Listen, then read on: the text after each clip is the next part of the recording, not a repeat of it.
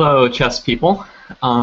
This is International Master David Pruess, and today we're going to be looking at a really exciting opening segment that was played yesterday between Maxime Vachier Lagrave and Magnus Carlsen.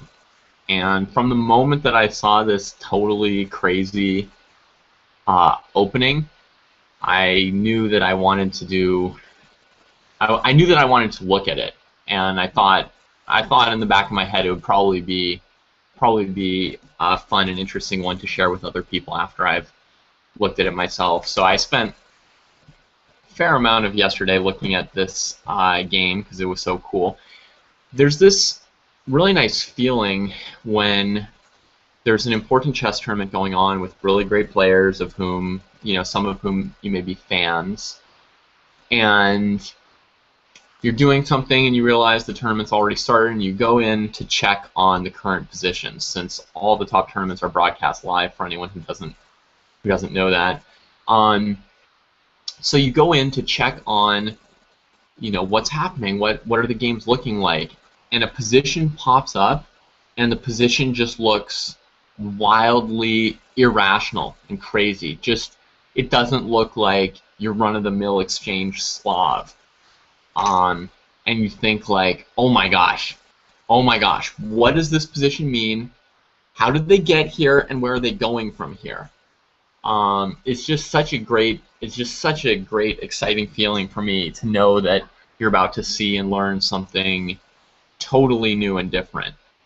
And that was the feeling I had yesterday when I logged onto the Weekend Chess. Clicked on live games, and up pops the very first thing by Lagrave, Carlsen, and it was about 13 moves in, and there were things hanging, and it was really bizarre. So we're going to look at this very wild-looking game, but what I'm going to be showing is that it's not actually an illogical opening, not like a super weird opening actually, but something actually fairly reasonable, where both players' moves are kind of following proper overall chess logic. It's not as easy or obvious to find all the moves. So let's go over here and have a look at it. Get our chessboard up here. Maybe grab this link just in case. Alright. Let's see. There we go. There's a link, and I think that is working. So, alright, so far so logical, right? We're going to play through this twice. The first time we're going to look at it, if you will, superficially, but I mean, we're going to look at it only looking for one thing, the development. And the second time through, we're actually going to analyze a little bit more what's going on. So the first pass through the game, I just want to keep track of who's ahead or behind in development. Because often, when there's wild tactics going on or complicated positions, it's easier for one player or another to get ahead on development. And that's something I like to keep track of. How many moves are people wasting, and who seems to be ahead or behind at any point. So I'm going to apply my method for counting development to just going through the first 15 moves of this game and seeing who gets from the opening to the middle game first. My method of counting development,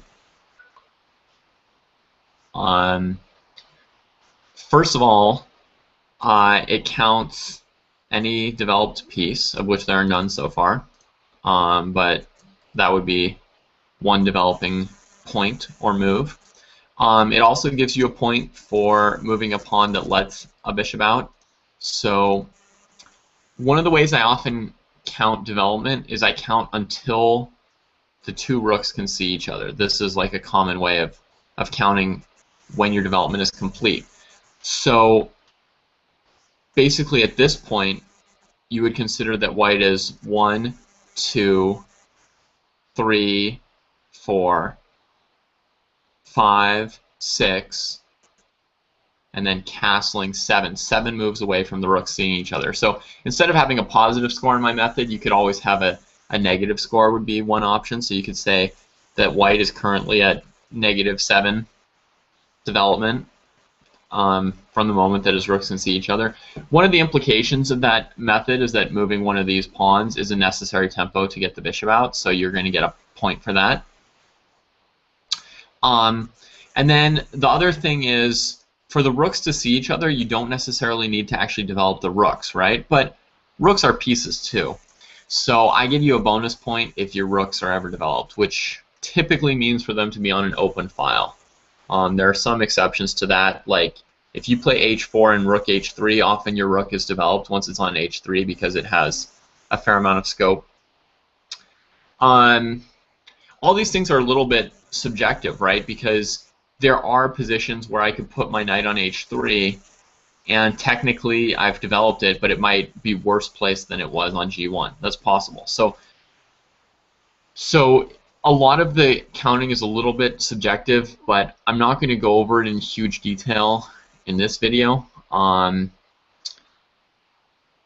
because I've already done a whole video series about this over on chess.com, and this isn't really the place to cover the whole thing. But my counting method, first of all, is going to give a point for whether or not bishops are able to move, and then for any piece coming on, and then for the queen, knight, and bishop coming off the back rank, and for rooks getting to open files, and a move for castling, which connects the rooks and gets the king out of the way.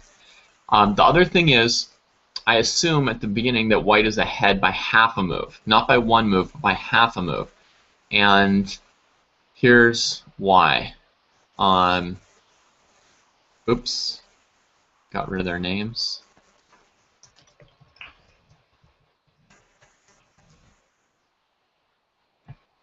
Why?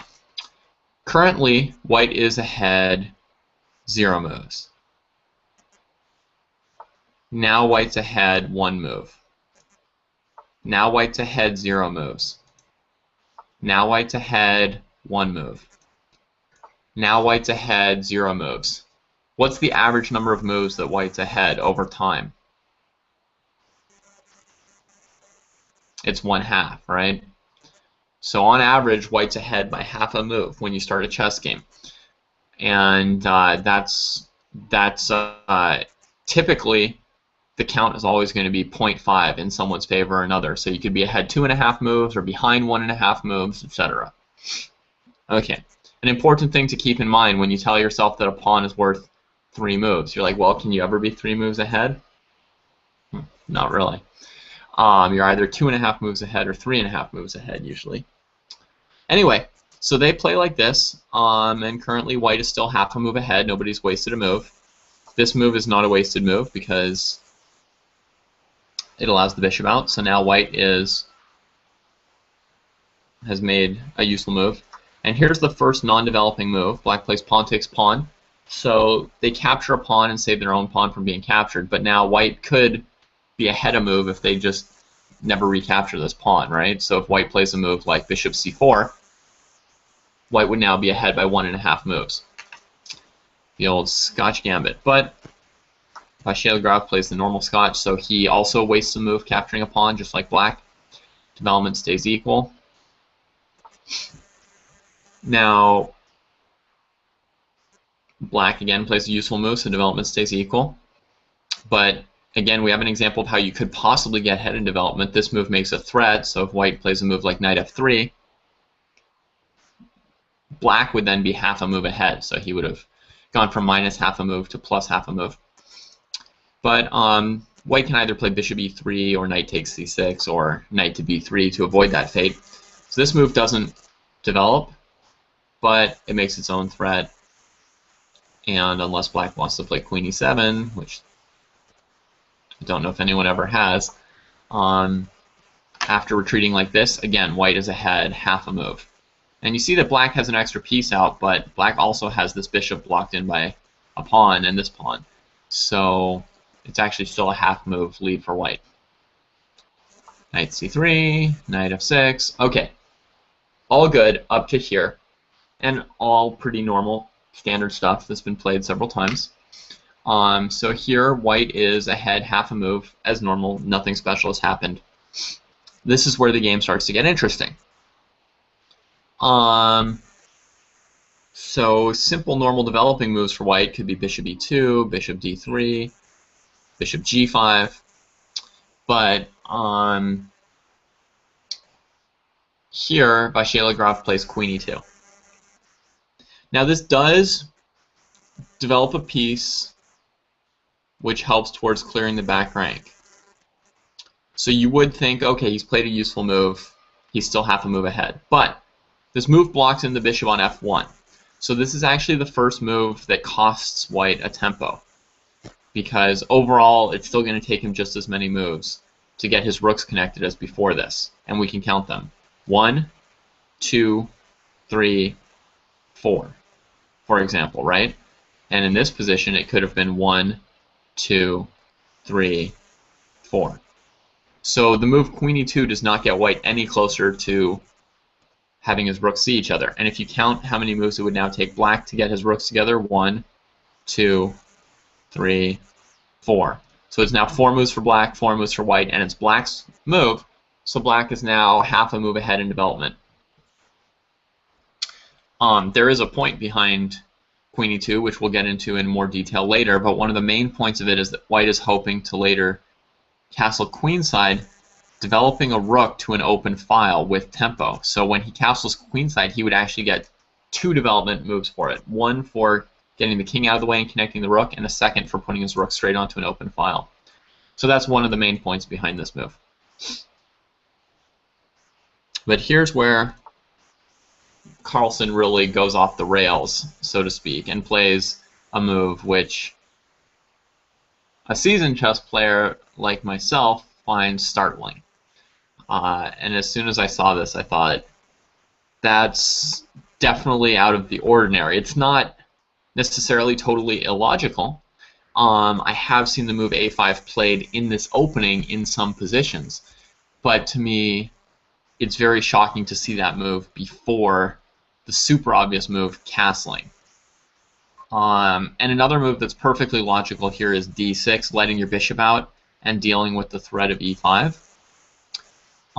Perfectly logical as well, but let's say we wanted to play super aggressively or bizarrely and avoid and sort of disrespect the e5 threat and go for our own play. Well, normally I would think you would castle and maybe then throw your a pawn, but Magnus throws his a pawn right away, which incidentally is also not a developing move, so he's still 4 moves away just like white, so now white is half a move ahead in development as well. But white's not interested in getting ahead in development just yet. He's got other important things on his mind, and remember that in the opening, development is not the only thing. It is, to my mind, the number one thing. Like, it's the major task of the opening. You don't go into the opening of a chess game telling yourself, like, all right, in the next 10 moves, I have to win a knight. Or in the next 10 moves, I have to get myself the bishop pair. You go into the opening of your games thinking in the next 10 moves, I got to get all these guys here, all these lazy bums, to do something for me. That's what you go into the opening thinking. So I do think that development is the number one thing in the opening, but it doesn't mean that taking people's knights with your pawns is not something that you're also open to doing, or if they don't want you to take their knight with your pawn, sending them to some horrible square, right? Because right now white has all of the knight's square decent moves covered. And so the reason a5 is so controversial is that queen e2 was kind of threatening this e5 move. And if black doesn't want to trade this knight for a pawn, it looks like he may have to play his knight back to g8, in which case his development will be really, really shot. Okay, but Carlsen obviously had not played a5 with knight to g8 in mind, right? He was planning to just give up that knight by castling. Well, if you've kept track, black is now half a move ahead because there was this useless move, this useless move, this useless move, and this useful move from a pure development standpoint. So although white can now win a knight, black is already half a move ahead in development, and after white takes on f6, which he does, black is now 1.5 moves ahead in development. And again, count how many moves it would take to connect the rooks for each player, and you'll see 1, 2, 3 versus 1, 2, 3, 4, and it's black's move. So 1.5 for black. And in this position, Carlsen plays a4. Useless move, attacking the knight. So it goes back to 1/2 move lead for him. White answers by moving a piece that's already been moved. So even though it comes to a better square, and you can speak of quality of development, and this is a fantastic square for the knight, in terms of strict developing of the pieces, this doesn't develop the pieces, so black is 1.5 moves ahead again, especially after playing a developing move. White plays a developing move, and also a not losing his queen move, and black takes on b3. So black recovers the piece that white took, but his move is also still a developing move. So right now, black is still 3 moves away from connecting his rooks, but he has 2 bonus development moves with his rooks. So even though white is 1, 2, 3 moves away from connecting his rooks, black is still 1.5 moves ahead on development because he's already developed both rooks for 2 bonus points.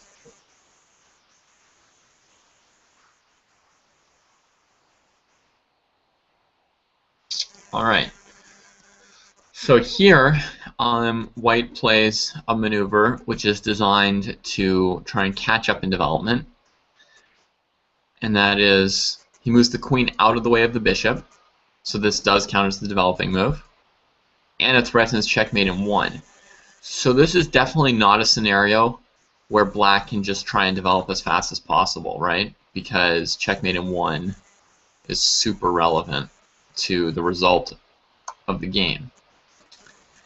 So Carlsen is forced into a non-developing move, and now Vachier Lagrave has caught up to within half a move in development. So actually development is very, very close once again here. White needs 1 move to connect these pieces. Black still needs 1, 2, 3. So it looks like he's behind 2, but he's got both rooks on open files, and it's his move. So actually black's still ahead, half a tempo of development. And you know, he could, again, if it was just a pure development race, he could play this move to win a tempo, opening the bishop and attacking the queen. And the queen would move somewhere, and he could bring out his bishop. And now we would see that black is 1.5 tempi ahead in development, but once again, he's checkmated on g7. So that's unfortunate. So Carlsen goes for something more complicated, a non-developing move, knight to b4. It's a non-developing move and also a piece-hanging move. As you can see, there's a lot of tactics in this opening, and we will do some calculation when we go back through this the second time. Definitely, we'll do a fair amount of calculation. So, non-developing move. The idea is to take this knight, and then to take the pawn on f6 to avoid getting mated. White captures his knight. So that was non-developing moves for each of them. d5, a developing move, attacking the queen. So here, Carlsen again wins a tempo and captures this piece, and now he is 1.5 moves ahead once again.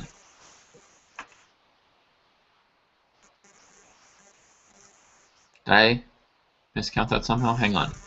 He's 2 moves away from connecting the rooks. White's 1 move away from connecting the rooks.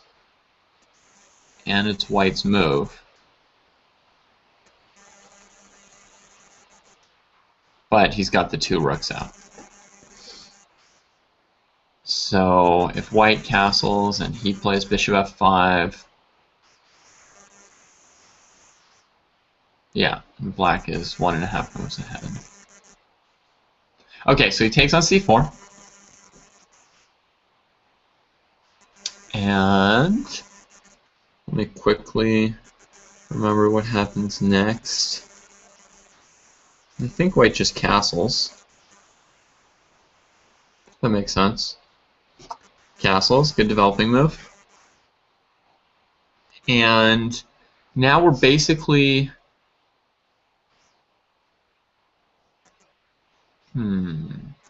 Yeah, now we're basically coming out of the opening here and getting into the middle game now that white's rooks can both see each other and black's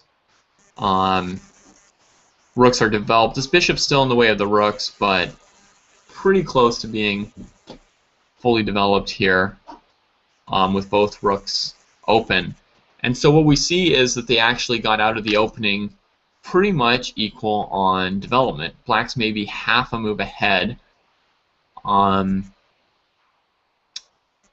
but with all these pawns hanging, he spent a move capturing here. And you know, here really it's like the middle game fight has definitely started, and we can go back and analyze more precisely how they got to this position. And we see that in terms of development, black maybe got like half a move ahead, but never more than 1.5 moves ahead, and in general towards the end half a move ahead. So black didn't ever get the kind of development lead that really threatened to be like a major factor in the game, but it was certainly close to being and threatened in some cases. Before we go back through and analyze it, one of the things that I also like to do that's pretty important is to sort of evaluate the position at the end of the opening. That gives you a sense of who came out well. So to analyze this, or to get a sense of who was better or worse in this position, is not easy because the resulting position here is like a complete mess. One thing that white could have done is they could have gone and collected these 2 pawns and let black capture the pawn on f6, and then pawns would be equal and these bishops would trade and the game would be pretty close to equal as well. What white actually did in the game was they played more complicated with knight d5, trying to use the strength of their f6 pawn instead of trying to collect these pawns. Because the major imbalance that's come out of this opening is that white has this pawn on f6 and black has these pawns on the queen side. So if white decided to just clean up those pawns, we would tend to an equal position. If white tries to hold on to this pawn, then the middle game will be just as sharp as the opening was, because white is leaving black possibly with 1 or 2 of these pawns in order to maintain this pawn. The goal of this pawn is to checkmate the black king. It's like an extra piece that white has on the king side, controlling 2 really important squares. This pawn is a threat to queen, and this rook has some pressure on the queen side as well. So that is what white is leaving black with, is with this extra pawn that could queen. And the middle game was just as complicated and sharp as the opening, but I think it's worth its own video, and so we're not going to go through it. I'll just say that after looking at this for a bit, my feeling is that this was still pretty close to balanced, this middle game. So that means that through all those sharp complications, including 2 piece sacrifices that were like given and then returned, through all of that, the players managed to keep up with each other in development approximately and in evaluation. So actually, although a lot of these moves look fairly irrational, my opening theory here is that what we're looking at is a very balanced and nearly logical opening. Okay, so now let's go back through it and see what we have to say. We're going to start at queen e2. And I will tell you that, not surprisingly, when I clicked into a database, I found that the two most common moves are castles and d6, which is also what my memory had told me. And this move a5, there were 0 games with it in my database.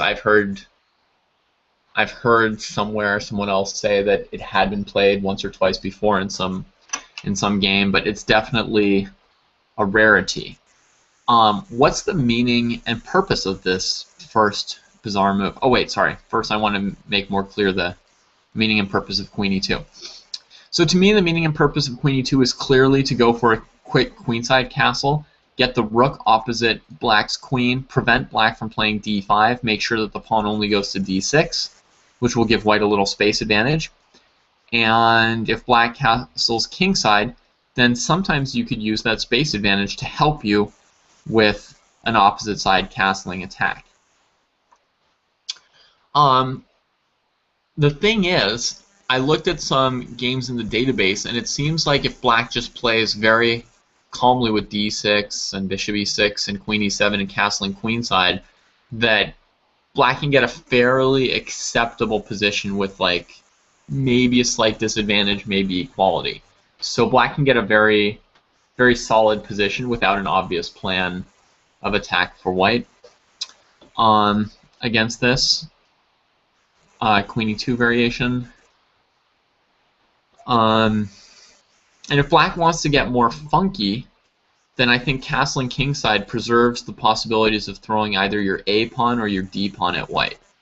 Which, if you had more power as black, if you were further ahead in development, then these are definitely the moves that I would be interested in to try and get ahead. So let's say, for example, you castled and you got to play another move here, right? Well, now you wouldn't really be thinking about d6 now that you're the one who's ahead in development so nicely. And now the two moves that I would want to play are d5 and a5. The third move I would look at is rook e8, because that could be a really good way to set up a quick d5. But by now, if I somehow pass for white, we can see that d5 is already a super strong move. If they play e5, you can take it. And if they take here, you can now follow up with rook e8.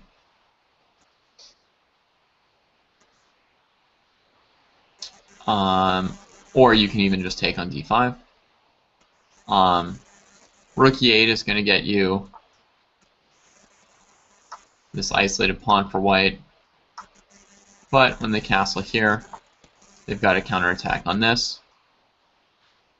So you might even prefer to just play knight d5 and then get this position.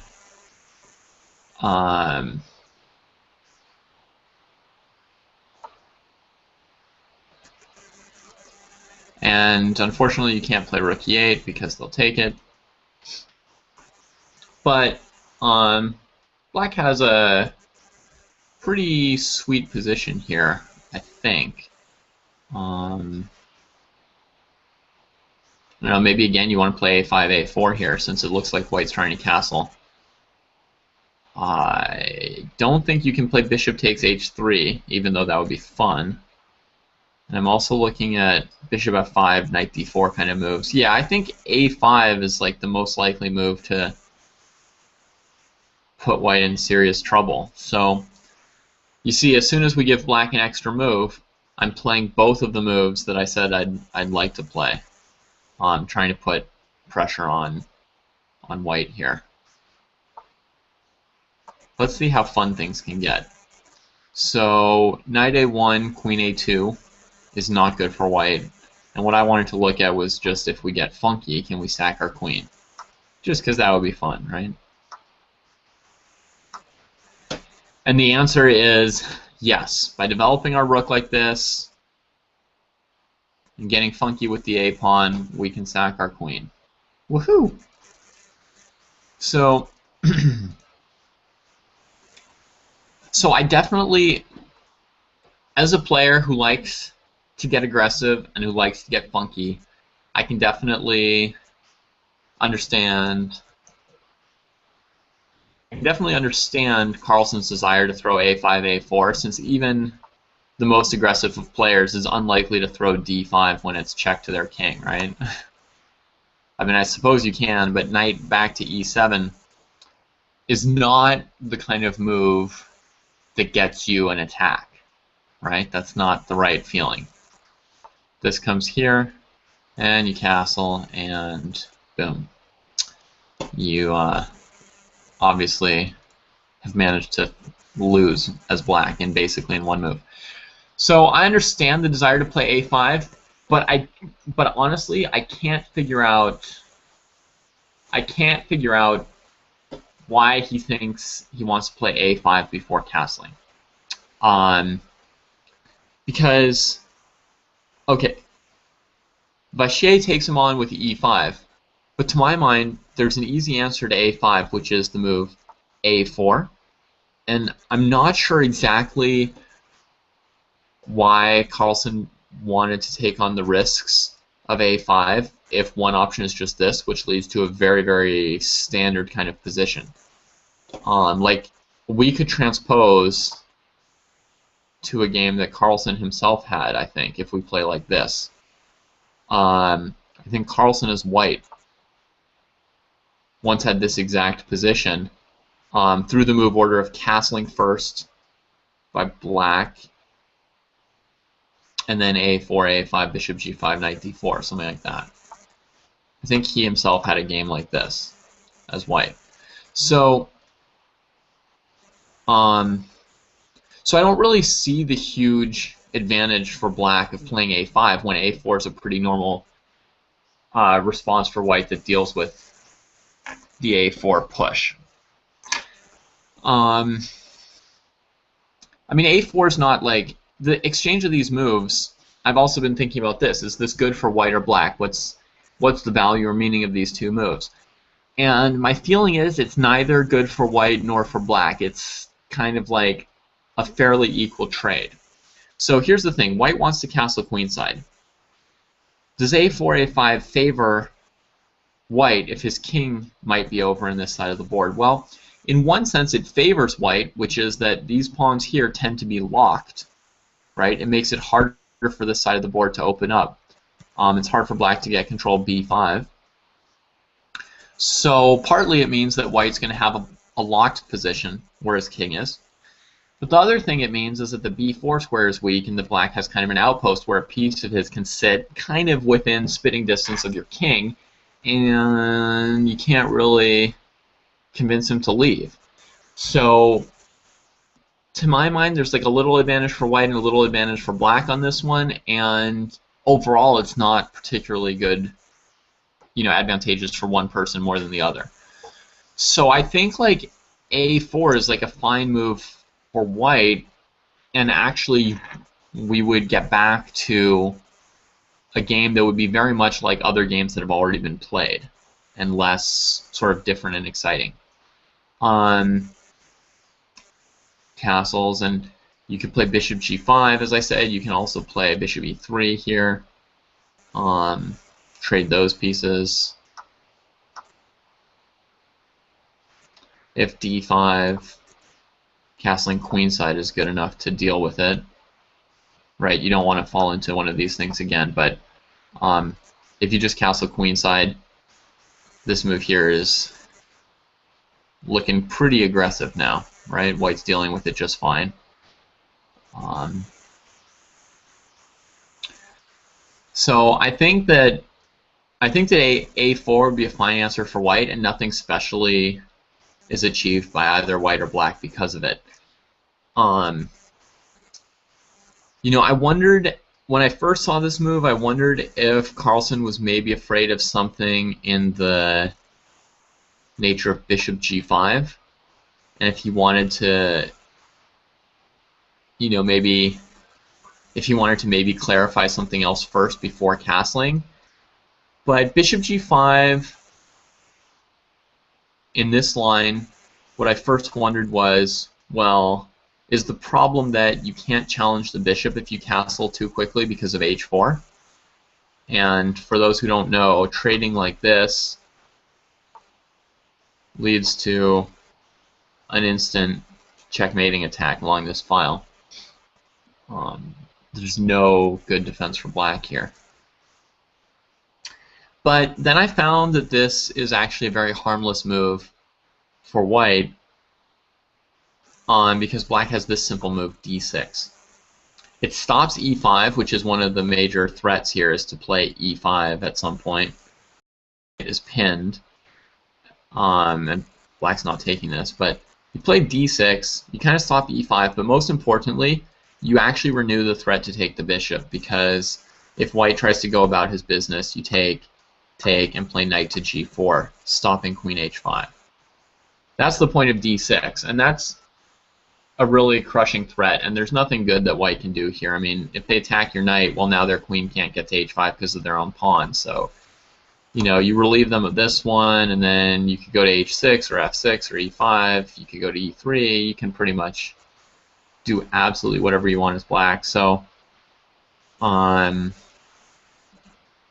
yeah, so this move d6 pretty much refutes h4. So that wasn't why Magnus delayed castling by playing a5 first. So I don't really know the reason why he prioritized a5. I think that he does survive the move e5. So I don't think a5 is terrible, but I don't see any particular extra value or importance to it. If white just plays a4, I think you get a pretty normal opening out of it. But luckily for us, this was played, so we got to see something pretty unusual. So let's see how things balance out here. So now white's going to win this piece, but he's sacrificing a little bit of time to do it. And Carlsen's going to counterattack with both rook to e8 and a4 and possibly d5. And that counterattack is pretty much going to be worth the knight that he loses. So he starts with castles, pawn takes f6, which is pretty much forced because otherwise this was like a really wasted move. And black's ready to just take on e5 here. Playing moves like f4 to keep black from playing knight takes e5 just make matters even worse because they weaken you on this e-file, so black can even play a move like d6 just attacking your pawn. I think this would be an example of how to lose really quickly as white. Not to mention that, you know, black can also play this strong move a4 at any point, but even just d6 seems to me like a very direct way for black to gain the advantage. Because if you take, you can't play bishop e3 anymore. So, you know, you do something like knight e4, bishop f5, and it's just horrendous. And if you don't take on f6, well, black's just going to win a pawn when they take on e5 in a moment. So that's horrendous. So he has to take the knight, and now Carlsen plays a4, attacking this piece. In the game, Lagrave just leaves the knight on b3 and lets Magnus recover the piece. And then there will be some symmetry between him having played e5, ef6, and him having played a4, a takes b3. But the meaning of the remaining pawn on b3 and f6 will be very different, and that's what leads to the sharp imbalances of the middle game that they had. But let's say that white wanted to try and be ahead a piece here, right? I mean, that would be the way to really punish someone for letting you take their knight, would be to be ahead a piece. So the only square you may have concluded is knight to d2. And this move is ugly because it blocks this in, and now it seems like white's development is really, really bad. And if we count development after saving the knight, white is now 1, 2, 3, 4, 5 moves away from having his rooks connected. Black is 1, 2, 3 moves away, and it's his move. So black's 2.5 moves ahead in development. Well, that would be fine if black had sacked a pawn, but here black has sacked a knight. So it's still a bit aggressive on black's part. The move knight d4 doesn't necessarily win anything yet. So, I mean, we have to keep it in our minds at all time. But black can play a move like queen to d1 to defend this, or queen to d3 to defend this. So the move doesn't yet win, but what you want to do is you want to check on it in conjunction with rook to e8, right? So for example, when I play queen to d1, it's actually improving my development a little bit, but black falls with rook to e8. Bishop e2. And now the question would be here, does black have a follow-up? Well, their follow-up should be to put pressure on this, or to attack this, or to attack this with bishop f5. But I don't really see a way for black to get enough out of this one here. By the time you can threaten c2, white can play this move and escape from it all. Okay, so keep knight d4 in mind, but there's actually two main moves to calculate first. One is rook to e8, forcing knight e4, and the other is d5, preparing rook to e8. Well, often, to understand a position, what you have to do is just plug in a bunch of plausible moves and see what kind of a position you get. So knight e2 is obviously the one that'll let us get castled queenside fastest, which I think is our most plausible option here. As black, you only have one move that could possibly... Oh, sorry. You can also always count knight d4 again. So we could consider... We have two variations again that we have to consider. Knight d4, queen d3, d5, and just d5. So let's start with d5, white's move. I figured here that white's next move would probably be bishop d2. The goal is that if black takes, white wants to be able to castle.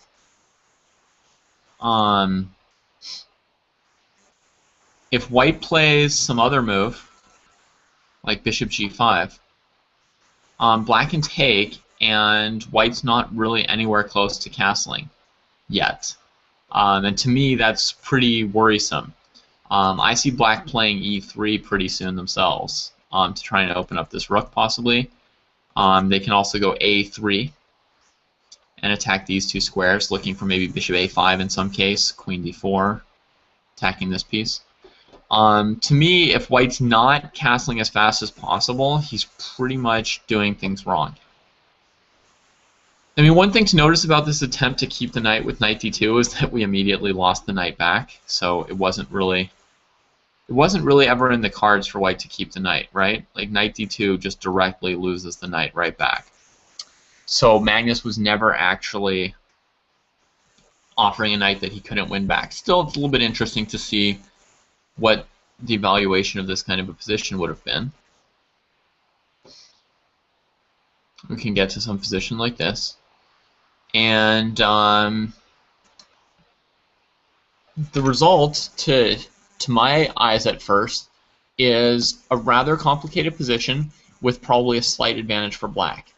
So I calculated a bunch of variations further from here, and it was hard to really calculate very accurately from here because there were lots of different moves possible. And you know, when you play a3, it's hard to know how important is this. Is white going to play b3, or is he going to let you take and play king d1 in order to play, you know, bishop g5 or pawn takes g7, or, you know, should I play queen takes f6? You know, and if you play queen f6, knight e4, what happens? So it's a very tricky position. But if you stop for a moment and just evaluate what seems most plausible, black could clean up this pawn, or he could give white his own problem pawn, and they could maybe each lose one pawn of pawn cover, or they could each, you know, save their pawn of pawn cover. There's an extra pawn for black here and an extra pawn for white here. The odds are that if black tries to win this pawn, that he'll very likely lose this pawn, or that if he tries to defend this pawn will have time to take here. So there's a very good chance the material will be about equal. The one thing that seems a little bit in black's favor is the position of these two pieces. I feel like white is definitely a step behind in this variation in terms of getting all the pieces out. So, you know, when black plays a3, they're threatening to develop a rook on an open file towards white's king, whereas when white plays this, it doesn't get any of white's pieces close to black's king. So I personally am going to choose to spare you any of the variations I looked at from here and just tell you that my overall evaluation would be based on those factors and say that this is fairly promising for black. Also very interesting is the move d5 first. The point of this move is we're still threatening rook e8, but we're holding it in reserve so that if white plays knight e4 in order to develop the bishop, we can take on e4. Now the file's blocked, so we're not going to spend a move on rook e8 unless white reopens that file for us. And instead, we're cutting off his king from castling, so making it a little bit harder for him to castle as quickly. So that d5 move is very interesting as well. Very plausible for black. And also in the rook e8 variation, after this move, this move, this move, a very plausible move for black is knight to d4, attacking the queen and threatening c2, in order to try to prevent white from castling. And then something like this could be played, and this, and now he's going to have to castle this way. So you can get kind of a different game out of this. One thing I don't recommend is getting too aggressive with the bishop g4 tactic. Trying to play knight c2. So with or without taking on e4, this is a bad idea. Haha, I win your rook for a bishop that was undeveloped. But once again, you got to watch out for that pawn on f6, the extra piece on the king side. Okay, so knight d2 does not seem to give white a particularly good position, and instead, Vachier plays the move knight to d5. Well, that's odd. I mean, it's one thing to realize that you don't have any good moves with this knight and to not want to undevelop yourself. It is absolutely another thing to then say, like, you know what, instead of saving that knight, I'll move my other knight instead of developing a piece, right? You would think if someone's like, oh yeah, I don't have time for this, that they would be developing. And in fact, you know, if you played bishop e3, it would actually transpose to the game because black would have nothing better than taking the knight, and then you could play knight d5. But aside from that, why is knight d5 such an important move for him here? And the reason is, that black wants to play the move d5. And that is a move that could be really annoying for white, because now that black's going to play a takes b3, castling queenside has just become a lot less appetizing, right? So like if I go bishop e3, sorry, let me find that move again.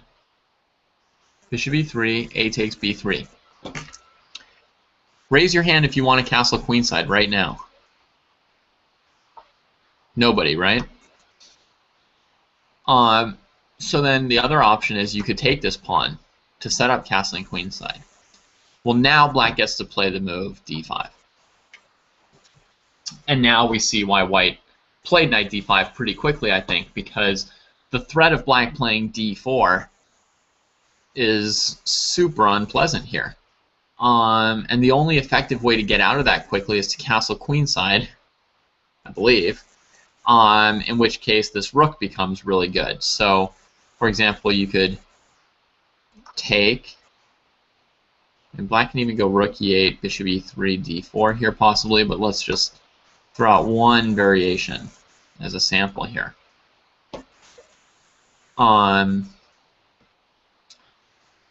So in this position, I kind of like black's possibilities basically. With the rook here, ideally this diagonal for this bishop, and then this queen coming to one of these two squares. This pawn is strong at the moment, and to me, white's king is going to be pretty exposed in this variation. And there's also not just the possibility, the overwhelming likelihood that black is going to have his pieces sort of active faster than white's. which is also going to be bad news for the white king. So just looking at this, this is kind of the picture of why white played knight to d5. And if you want to analyze this position further to get a better evaluation of it yourself, you are free to do so. But we obviously have to cut off our variations here and there to be efficient here and get through this whole opening. So d5, this is the reason why white played knight d5, because of the power of this move.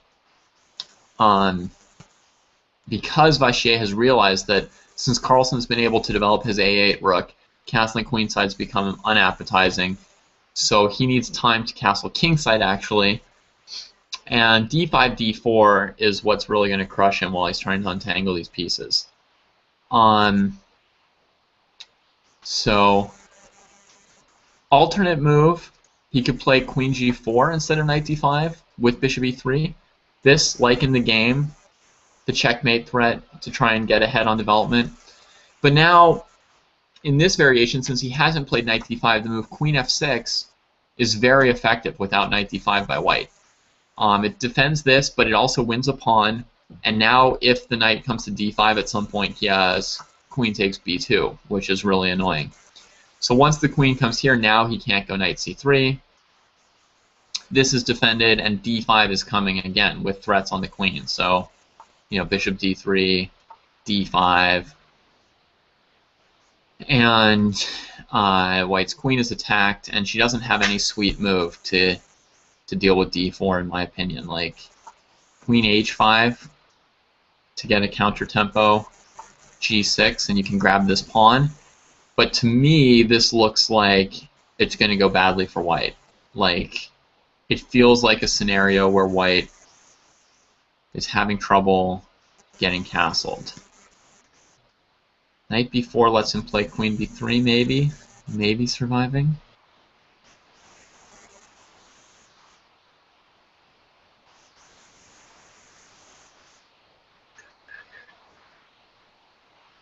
So maybe just play here to cut this off, and then take here. That should definitely be enough to claim an advantage for black, right? Even if white recovers this pawn without giving anything up and gets castled, he would still be in a position with equal material, and he's slightly worse because of the e3 pawn. But there's no way white's going to capture this pawn and castle without some disaster befalling him here. So this is probably even like losing for white. Yeah, probably losing for white. Black's gotten so far ahead. So, no real alternative other than the knight d5 move to prevent d5 from black. And he just absolutely has to prevent this.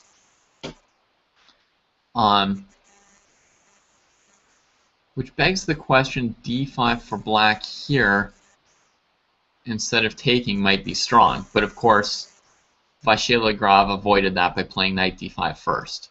But yeah, there's a good chance that black could even play d5 here instead of taking on b3, even though taking on b3 is such a sweet move. And now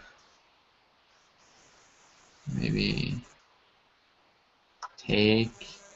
Yeah, I mean, he's never saving the knight and avoiding rook e8, and black's getting d4. Yeah, so d5 would be very strong for black. So he doesn't even have the option of playing bishop e3 first. He absolutely had to play knight d5 first. That was the only move order. Wow, good job finding all these only correct moves.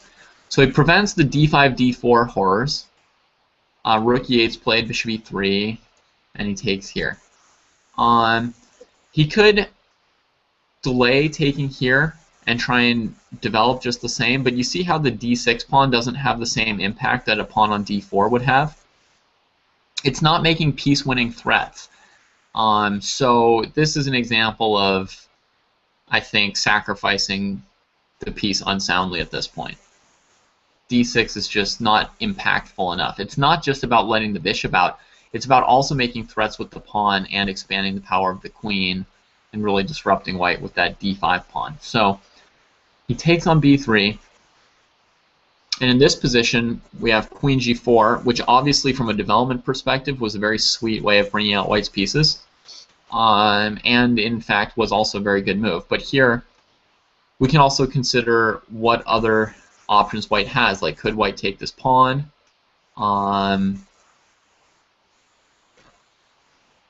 Could white capture the bishop on b6 to give black a bad structure? Those were a couple questions I had, but you can see how knight d5, delaying d5, d4, because he realizes with this rook open he has to castle kingside, and then he just follows up with queen g4, getting his bishop out. I mean, Vachier really follows a clear line of attack here in terms of dealing with his problems. He doesn't sort of tiptoe around them. So first of all, knight b6 is a blunder. That's because rook takes a2 and instead of recapturing. And you can't take back because this pawn will defeat you. So then you're stuck playing something like rook to c1, because if you play to one of the other squares, pawn takes c2 at some point. So I don't know, you play some move like this, and then black can take here. And now you still have to untangle these pieces, but you're also probably behind on pawns on the queen side now, and under pressure from this rook. And queen f6 is going to come. So if you save your pawn, you give black time for d5, d4. By now, you guys should all see how this is probably going to end badly for white. Right? It looks really hard to save this bishop now. And if you try to develop faster, then queen f6 defends this. You develop the bishop, and black takes here with the queen or the rook. I don't know. Actually, he can also play d5, hitting your queen first. Why not? Just add to the whole devastation. I don't know, d4. Or queen b2 again. The thing is, very hard to deal with everything that black now has.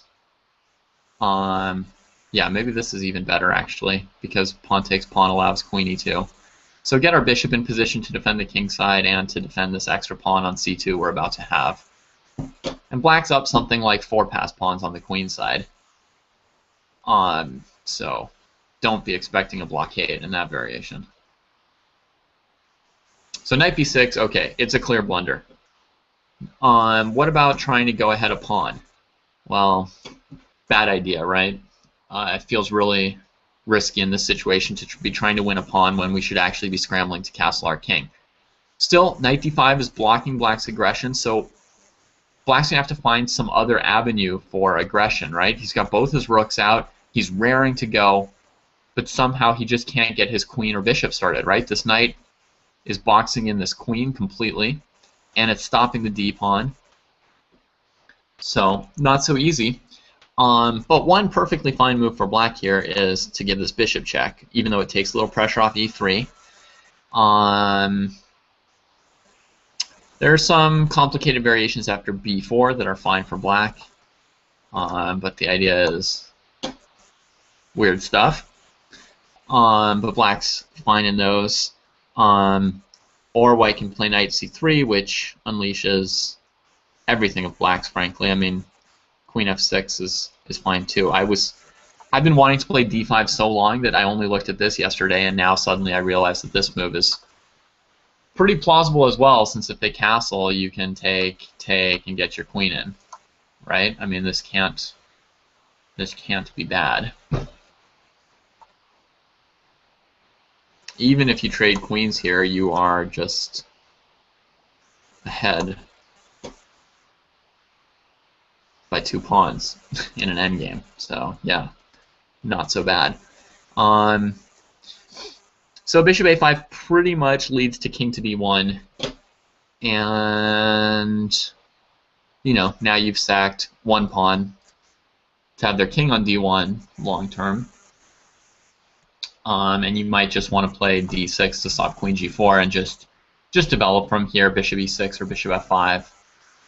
You don't have a raring attack because this one knight is doing a great job of restraining a lot of your stuff, but you've only sacked 1 pawn.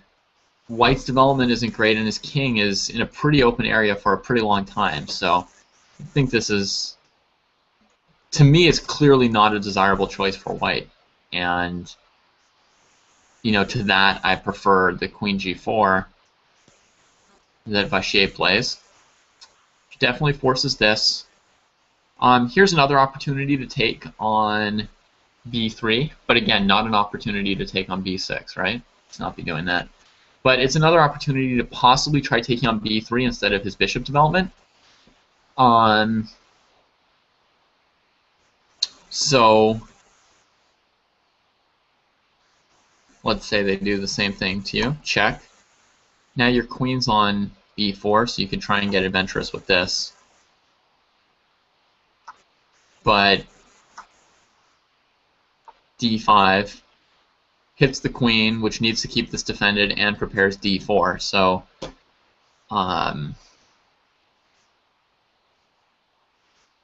don't think this is going to work out for white.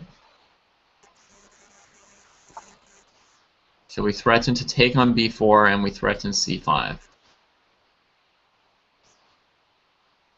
So the best thing they can do is probably to castle queenside, and black takes here. And white is without threats, and black's position is sweet. Well, actually, white has one threat here. I suppose he could go for that.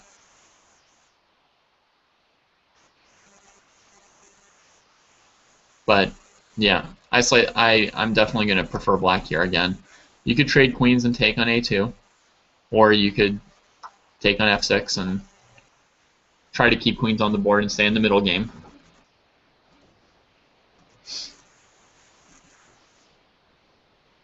There's probably some variations here that I haven't calculated with knight e7 check that could be of interest. But let's say I played... The simplest move is this, because now I don't have to calculate white's counterplay. So let's say I sack in exchange, and I'm threatening devastating knight checks. If white castles queenside, his king's pretty exposed. King d1, it's exposed in a different way. I don't know which is better, so let's just do one of them. Now let's throw in the move d5 for black. So lets this out. Attacking the queen.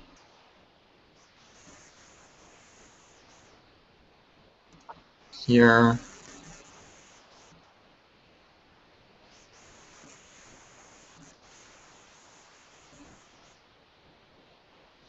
I'll just trade queens with him and play here, threatening mate in 1.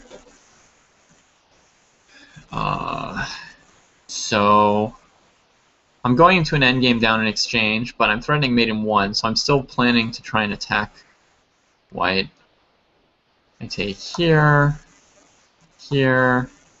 Woohoo! I did it! Checkmate. That's some counterplay. If this wasn't checkmate, what I would do next is play d4. And then you see I've got 3-on-1 on the queen side to compensate for my exchange, plus a really well-placed bishop that's like in optimal positioning to checkmate the king. So black obviously doing great in that variation, I think. So rook takes d7 is good enough, and b4 is no good.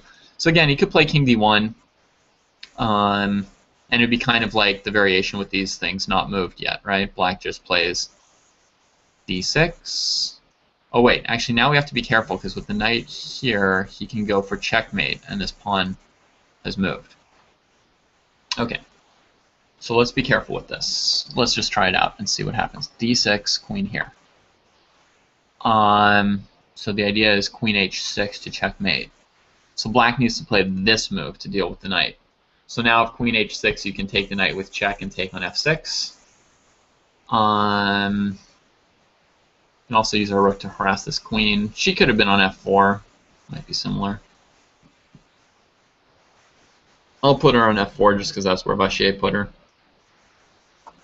in his game. So we get here. Now I'll play this.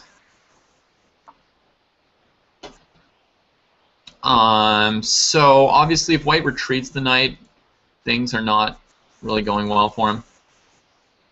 This black plays d5, d4 as he's always wanted to. So let's go for this checkmate. I have two options for black. I can sack and exchange to take on f6, or I can play queen f8 to go to the endgame.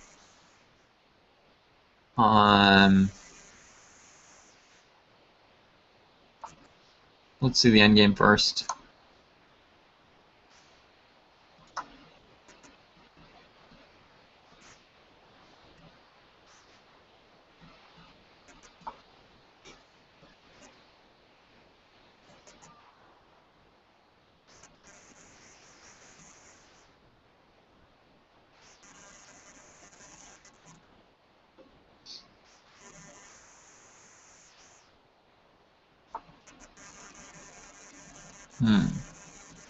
I don't know. This endgame looks possibly slightly risky for black. Meaning I just don't know exactly what's happening and I'm not sure. I mean, I want to maybe try and recover this pawn to try and show some kind of equality. I don't even know if I need to move this bishop or this pawn. Ah, so confusing. Okay, one option would be here, here, here, but then his knight comes back to d5. That's what I don't really want. b5. So even this variation is very complicated. There's g4 to kick us off, and b3, and yeah. No simple variation, no quick way to evaluate this endgame. I'm not going to make you sit here while I try and figure it out. Let's try and exchange sack. Those are more fun and easy. Takes. Wonder if I could take on b2 here. If I can, I mean this bishop's hanging, so white doesn't have anything better than trading it. This would solve the whole question if I can play this move. Oh, rook c1 can save the rook, so bishop check to get something out of it, and rook here, yeah, that's not good. All right, I'll take here.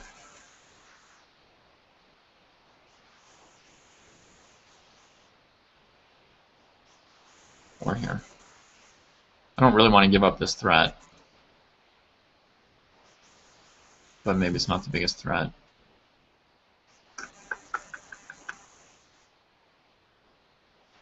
Well, let's just make one of these moves and try and evaluate. Material, full exchange for white. Quality of his rooks, not currently better than black's knight. Counterplay for black, definitely some. The main threat is this at the moment and coming here, so maybe just return the queen to the middle of the board. Like this.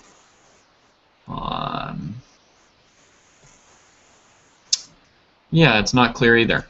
Playable. So I'm not finding an immediate refutation to this way of playing with king d1. This feels right. Maybe I should try b5 here instead of bishop e6. This move aims to, you know, win a piece. That's worth looking at. So queen here. Now I should feel confident going into an endgame.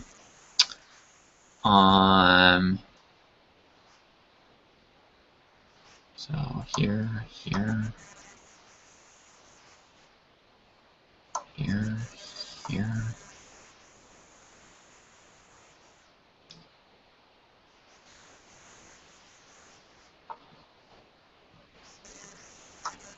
Black wins a piece. So if we want to not lose a piece, we have to do this, I think. Takes, check, here, takes, check. King here, and now we get an endgame that's a bit easier to evaluate.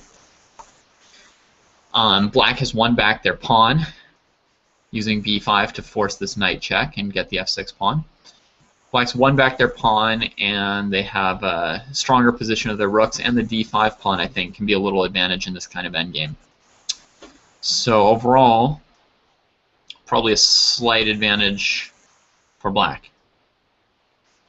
So that's kind of an answer to white trying to take on b3 here. So bishop c4, played by Vachier. obviously better looking. And it deals with rook a2 because of rook takes, pawn takes, and the bishop is covering a2. So he plays bishop c4, and here's the last critical and controversial thing that Carlsen has to come up with is right now this knight is supporting this pawn. White's one move away from castling, and even though he's got both rooks out, he's not finding enough counterplay yet. Vachier has dealt with the a2 issue, and he really wants to checkmate. So if Magnus just plays a simple move like d6, oh yeah, we looked at this. He gets mated. That was like the one variation I mentioned before. So does he have a better move after queen f4? Well, he can move the rook to answer queen h6 with queen f8. The problem is, if he just plays a move like rook e5 purely for this kind of defense, he gives Vachier time to play bishop takes b3. Now if you look at this position, Vachier is up a pawn. He's supported this for now. And he could even castle queenside now that he's dealt with this pawn because his bishop is covering this and his queenside looks pretty good, which would increase his potential to checkmate this king. Not only that, at any move he could play this and you're forced to go for an endgame. So you have to be careful like what kind of counterplay you aim for here, right? Like this move, bishop e6 attacking the knight. You could go here, threatening mate. Seems like the only option would be to defend it. He checks you. You come here. He just trades off on b6, attacking your rook. You're forced to go into an endgame. He castles or plays king d2 or castles queenside. He can do anything here for white pretty much. And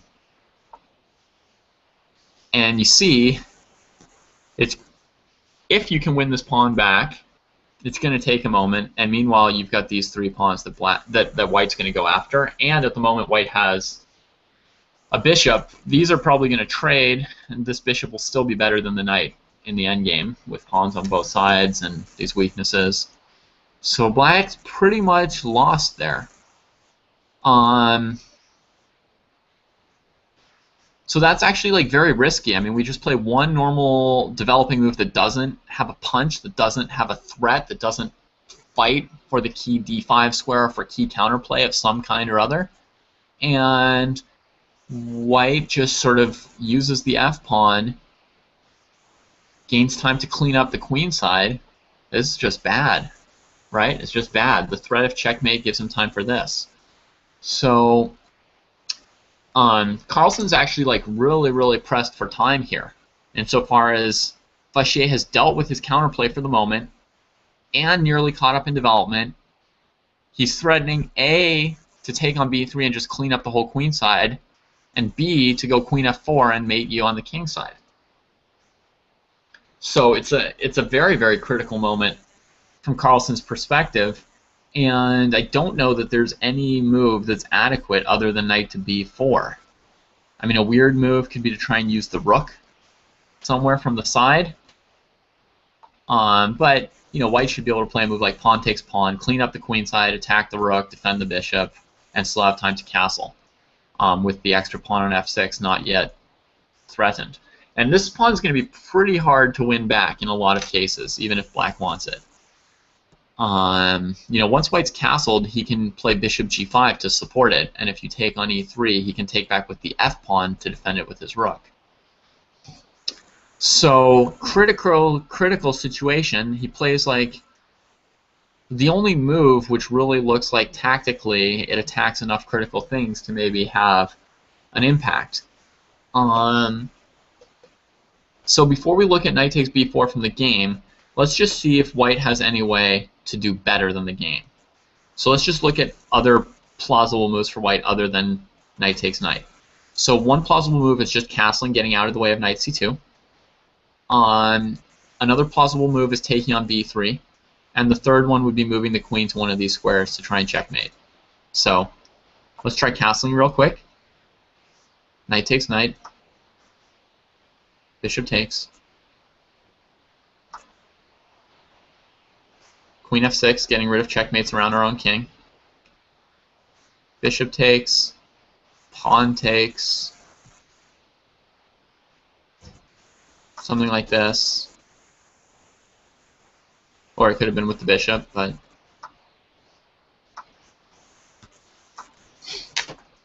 so black gets enough counterplay, right? They're not in any particular danger right now. Once they eliminate that f6 pawn, they're okay. So the problem with the castling variation is that black basically eliminates the pawn on f6, and even though the structure on the queen side will be weird, it will be good enough for black to have equality. Okay, so then what we want to ask ourselves is, okay, instead of castling, wait, where did the actual game go? Oh, sorry, we're here. Okay, so instead of castling, what if white tries to either get ahead on the queen side and pawns or to support this pawn? So bishop takes, knight takes, bishop takes, bishop takes, pawn takes, queen f6. This is even worse than what we looked at last time, because now we've been cut off from castling. So we can reject that.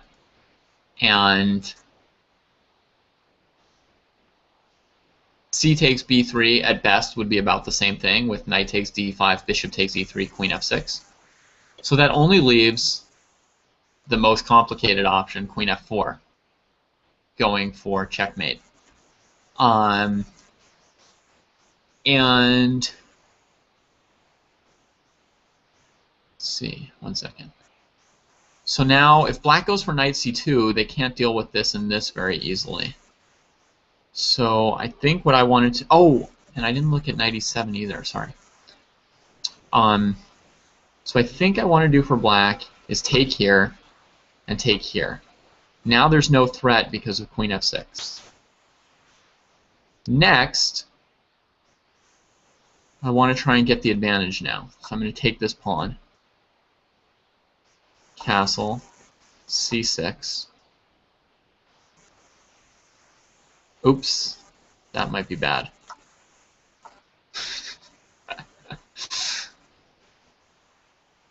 Alright, I got too greedy.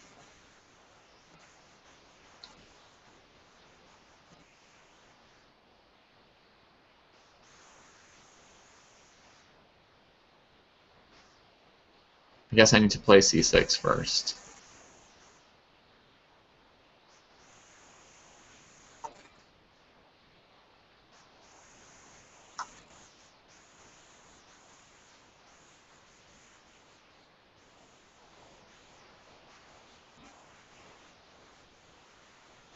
There are a couple possibilities here. This is not the only one.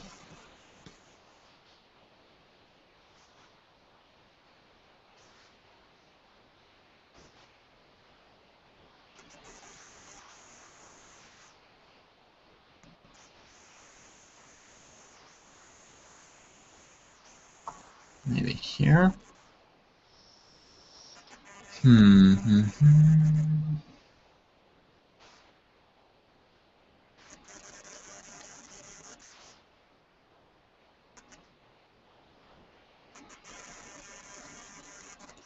Oh, maybe this is a good one. Trade it once and go for bishop f5. No, there's g4 still. Rook e4. But I don't know if we're going to have time to take this and avoid g4.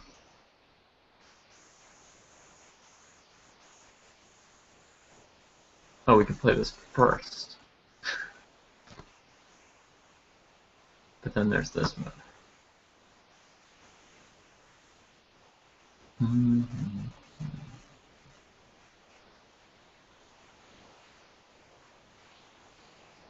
Okay.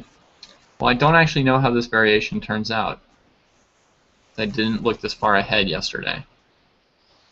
But the way I'm playing this for black, he really needs to capture this pawn without losing his bishop. If queen h4, rook e4 should be fine. And if g4, rook e4 is also fine. Take here with check. So, is there anything really threatening white can do here? Queen g5, looking to try and play g4.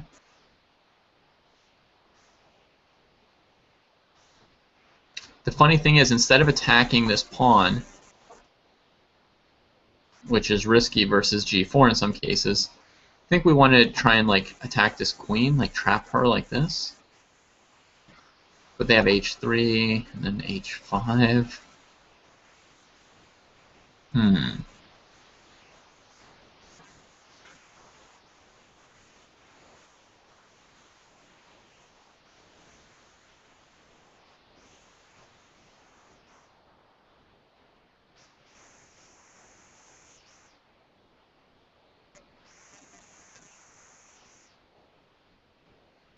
Tricky. Still tricky. All right, well, I'll have to leave that for another time. So that was if white plays queen f4 instead of taking the knight on b4. A challenging option for white that leads to this complicated situation. c6 or taking on c2.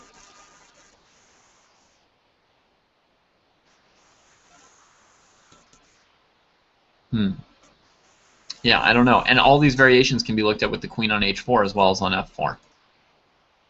So, interesting. Interesting alternative, actually, for white to play one of those moves. Instead, the opening of the game concludes with knight b4, d5, attacking this piece and winning back this one. And after the queen moves, he takes. And we get the position which we evaluated an hour ago as being very complicated and interesting, but probably with fair chances for each side. So hopefully you've all followed and seen how there's kind of a very tight logical thread through this entire opening phase, and the situation is actually pretty close to equal in most of the variations with the way they played. So the moves are non-standard, but it looks like both Vachier, Lagrave, and Carlsen were playing really well. To me, really good logical play. I think the move that starts it all off, a5 by Carlsen and then e5 by Vachier, Lagrave, it's basically unnecessary on their parts to play these complicated moves. They could each just play a4 or castles. But once they do it, gosh, do we ever get a fun and non-standard game. And I think one of the key reasons that the players maintained a close to equal position is that neither of them ever got too tempted by the options to get behind in development. Nobody ever tried too hard to win a pawn, right? I mean, they did count material, and you know, one of the things that's going on at the very end of the game, right, is that Carlsen chooses to take on c2. He spends his move taking on c2, not just developing a bishop, but you know, he wants to be ahead this pawn for counterplay, and this can be a strong pawn with bishop f5. So it's not that they don't care about pawns, but they never got too distracted trying to grab a pawn or two at the cost of getting too far behind in development or getting their pieces blocked in. And overall, I think it's like a really, really fantastic opening, and well worth playing over multiple times to see how you can find the key and logical moves in a position that seems complicated, right? Why is a5, a4 so important and powerful in this particular opening? Well, when there's a knight on b3 that is pretty much controlled, this can be very strong because it tends to develop the rook, and because it may either win the knight or cause something really awkward. And another valuable move we see is how knight d5, blockading this pawn before it can get going, is such an important and powerful move here. And how it also trapped in the queen by controlling f6. Just a lot of very interesting and non-standard techniques that these players demonstrated for fighting in the opening. So that concludes our analysis of this opening for today. And I think this one is well worth playing over multiple times. So I think it's very doubtful that anyone watching this video has understood this opening after watching one 1 hour video about it with me. I spent 3 or 4 hours looking at this yesterday. Plus I'm looking at it again now, even as I give the video. I'm seeing new things popping up here and there, or just thoughts that I already had are sort of percolating. And I still don't fully understand it, and still have a question here or there. But so yeah, so I mean, very, very worthwhile to look at it multiple times and absorb what was going on there, and very enjoyable too. So I hope that you all have a good day, and that we get just as good games from the next round and the rounds to follow. I will definitely be following this tournament as much as I can, given that I have my own comeback tournament this coming weekend for 3 days. And a training game in, no watch actually, but in 1.5 hours. So I'm going to be playing enough that I probably won't be able to keep up with every single game, but I will be watching with interest for some more of these games. All right.